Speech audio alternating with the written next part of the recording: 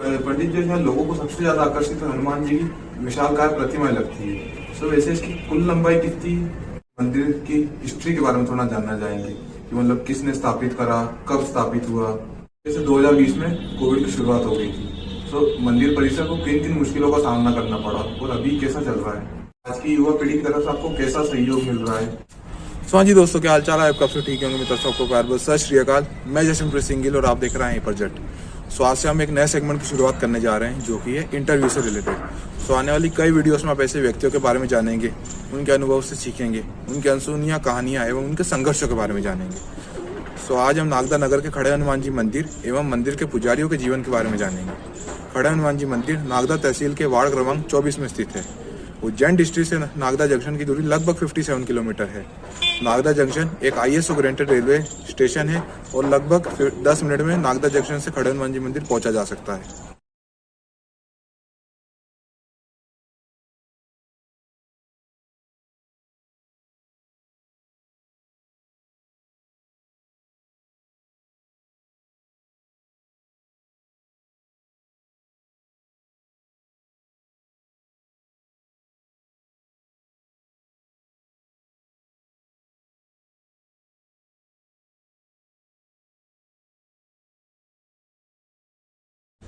पंडित जी, आपका बहुत बहुत स्वागत है हमारे चैनल पर और आपका सबसे पहले बहुत बहुत धन्यवाद आपका कीमती समय देने के लिए। और अगर आपकी इजाजत हो हम इन सवाल जवाब का सिलसिला शुरू करें। बिल्कुल। पंडित जी, हम सबसे पहले आपका एक छोटा सा इंटरव्यू, जैसे आपका नाम क्या है, मतलब आपके एकेडमिक बैकग्राउंड क्या है? हमारा नाम पवन है और एकेडमिक बैकग्राउंड की हम बात करें तो हमारा जो बचपन था 8th तक हमने पढ़ाई किया। उसके बाद हमने पढ़ाई को किया ब्रेक और हम चले गए आश्रम। आश्रम में हमने आध्यात्म की शिक्षा ली। आध्यात्म की शिक्षा हमने 3 साल तक ग्रहण की और उसके बाद में पुनः आके हमने हमारी पढ़ाई को यथावत रखा। कंटिन्यू हमारी पढ़ाई को हमने किया और MBA हमने किया। MBA पास आउट हो गए। उसके बाद में हमने 2 साल तक जॉब भी किया और जॉब करने में हमको सेटिस्फैक्शन जो होता है वो नहीं मिला। आत्म शांति जो होती है वो नहीं मिली। भाई कोई भी व्यक्ति अगर जॉब कर रहा है तो उसको आत्म शांति होना बहुत जरूरी। कोई भी काम करे अगर वो उससे संतुष्ट नहीं है तो इट मीन्स कि वो मजा नहीं आ रहा है। तो हमने हमारी आत्म शांति थी वो हमको मिल नहीं रही थी कहीं। उसके बाद में जब हमने परमात्मा से वापस पुनः इनके चरणों में हमने इनके काम को चालू करा तो वहां हमको बहुत ज्यादा शांति मिल गई। आत्म शांति जो होती है ना कि हाँ किसी काम को करने के बाद में अच्छा लगे तो फिर उसको करने का मजा आता है। तो हम जब परमात्मा की ओर काम करने लगे तो हमको लगा कि नहीं, यही हमारा काम करना जरूरी है, क्योंकि आत्म शांति हमको वही मिल रही है। उसी काम को करने में हमको अच्छा लग रहा है, उसी काम को करने में हमको शांति मिल रही है। तो जब हम ये सारे काम करने लगे तो हमको बहुत अच्छा लगने लगा और हमको आत्म शांति मिलने लगी। कुछ है जीवन में नहीं है, बड़ा घर है नहीं है, पैसा है नहीं है, वो जरूरी नहीं है। आपके मन में शांति है या नहीं है ये बहुत जरूरी है। तो आपके मन में शांति है, आपके पास सब कुछ है, तो आत्म शांति का होना जरूरी है। तब से हम फिर भगवान की और ही भगवान हर काम हम भगवान के लिए करें। तो पंडित जी, हम थोड़ा जैसे मंदिर की हिस्ट्री के बारे में थोड़ा जानना चाहेंगे कि मतलब किसने स्थापित करा, कब स्थापित हुआ, इसके विस्तार में कुछ बताइए।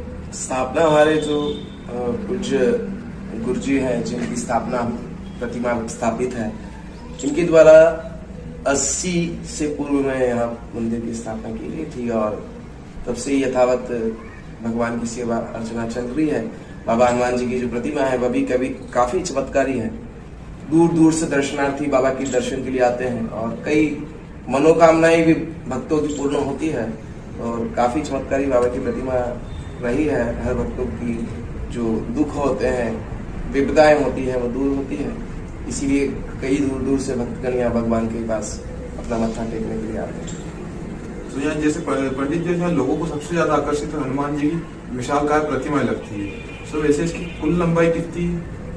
हनुमान जी की जो प्रतिमा की ऊंचाई है वो है 57 फीट शार्प और 57 फुट के नाम से ही हनुमान जी को सब लोग जानते हैं। और आपने जो अभी हनुमान जी की प्रतिमा आपने दर्शन करवाई थी, ये प्रतिमा जो है ये मध्य प्रदेश की सबसे पुरानी बड़ी प्रतिमाओं में से एक है। उस समय में जब ये प्रतिमा स्थापित हुई थी तब मध्य प्रदेश में कहीं भी इतनी बड़ी प्रतिमाएं स्थापित नहीं थी। अभी तो वर्तमान में प्रतिमाओं का एक ट्रेंड सा चल रहा है, क्रेज चल रहा है कि हाँ सब जगह बड़ी बड़ी प्रतिमाएं, एक से बढ़ के एक कॉम्पिटिशन चल रहा है कि हाँ भैया यहाँ इतनी बड़ी है तो इससे बड़ी बनना चाहिए। बाकी ये उस समय की प्रतिमा है बाबा की जब कहीं मध्य प्रदेश में इतनी बड़ी हनुमान जी की प्रतिमा नहीं। मुझे भी अभी जानने को मिला है, क्योंकि कई वर्षों से मैं भी आ रहा हूँ तो आज ही जानने को मिला है। सब बढ़ते हैं हमारे नेक्स्ट क्वेश्चन की तरफ। पहले जैसे 2020 में कोविड की शुरुआत हो गई थी, तो मंदिर परिसर को किन किन मुश्किलों का सामना करना पड़ा और अभी कैसा चल रहा है? देखो, प्रभु का जो आशीर्वाद अगर होता है ना तो कोई समस्या लगती नहीं है। और हम उनकी सेवा कर रहे हैं, हमको सेवा से, भगवान की सेवा से मतलब होता है। तो उनकी सेवा में कोई कमी न रहे ये हमारी कोशिश रहती है। और हमारी कमी दूर करना, हमें क्या परेशानी है, हमारी क्या समस्या है, वो हम नहीं सोचते, वो उनको सोचना है, वो सोच लेते हैं। अगर कोई समस्या आती है तो वो हम उनकी सेवा करना है, हमको बस हमारा ये कर्तव्य है। बाकी जो है वो जानने वाले हैं, उनको वही देने वाले वो हैं, हम कोई नहीं होते। तो समस्या जो भी है वो उनके भरोसे छोड़ देते हैं, वो अपने आप दूर हो जाते हैं। तो पंडित जी, इस विषय पर भी थोड़ा जानना चाहेंगे कि मंदिर परिसर को किन किन उत्सवों पर सजाया जाता है?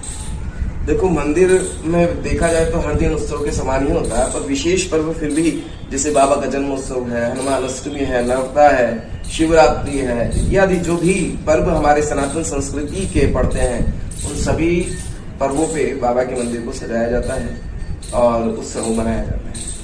कई हमारे क्योंकि हमारी सनातन संस्कृति ऐसी है जो हर महीने कहीं ना कहीं कुछ न कुछ उत्सव बनते रहते हैं और उन्हीं उत्सव को हम यहाँ मनाते हैं बाबा के दरबार।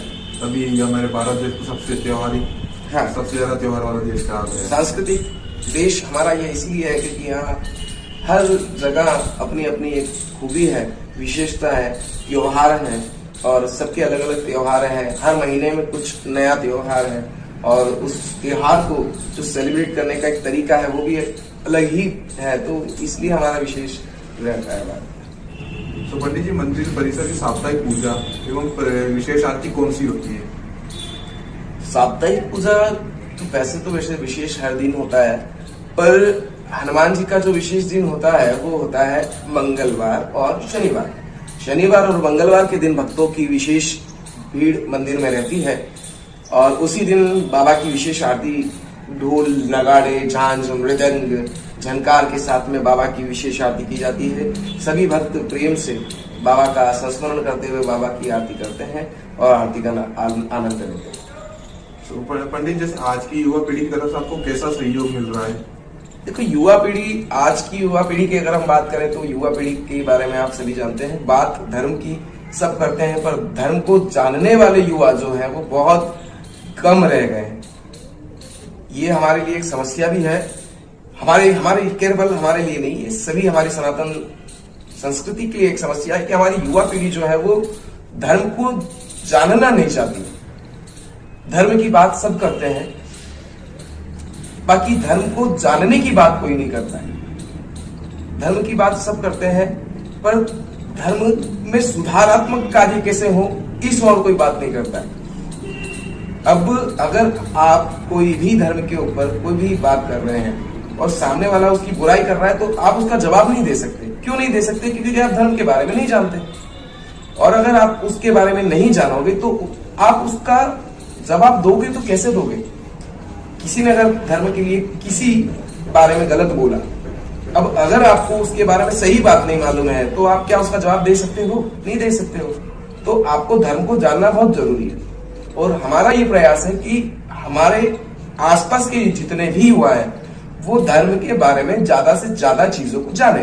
हमसे जितने भी हमारे युवा भाई जुड़े हुए हैं, हमारा प्रयास यही रहता है कि उनको हम धर्म के अंदर का ज्ञान दें, ताकि वो अगर कहीं भी धर्म के बारे में कहीं कुछ गलत सुने तो वो उसका प्रामाणिक जवाब दे सके। भाई, आप वैसे कुछ भी आप अपोज कर दोगे, बाकी आप प्रामाणिक जवाब कैसे दोगे जब तक आप उस चीज को जानोगे नहीं? तो हमारा यही कोशिश रहती है, हमसे ज्यादा युवा जुड़े, और जो जुड़े हुए हैं उनको भी हम आंतरिक ज्ञान जो है धर्म से, सनातन से, संस्कृति से और संस्कृत से जो मिलता है वो हम उन्हें देने की पूरी कोशिश करते हैं। पंडित, जैसे कि नगरवासी साल दर साल मंदिर परिसर में काफी बदलाव होते हुए देख रहे हैं और वो काफी क्रिएटिविटी आपके द्वारा भी देखी जा रही है, तो आपकी क्रिएटिविटी के बारे में थोड़ा संक्षिप्त में बताइए।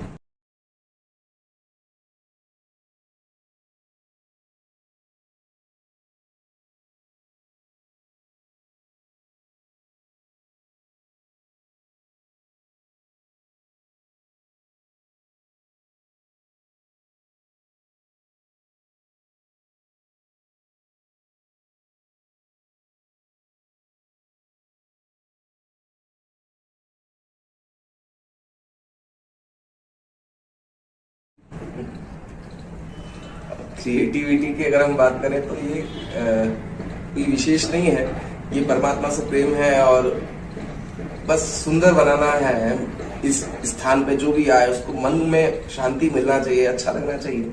अब जो भी आता है उसको हम जब उनसे सुनते हैं कि हाँ बड़ा अच्छा लगता है, शांति मिलती, तो हमको अच्छा लगता है कि हाँ हम जो प्रयास कर रहे हैं, जो हम भगवान की सेवा कर रहे हैं, पूजा कर रहे हैं, कहीं ना कहीं वो सकारात्मक है और उसका हमको सकारात्मक जवाब भी मिलता है।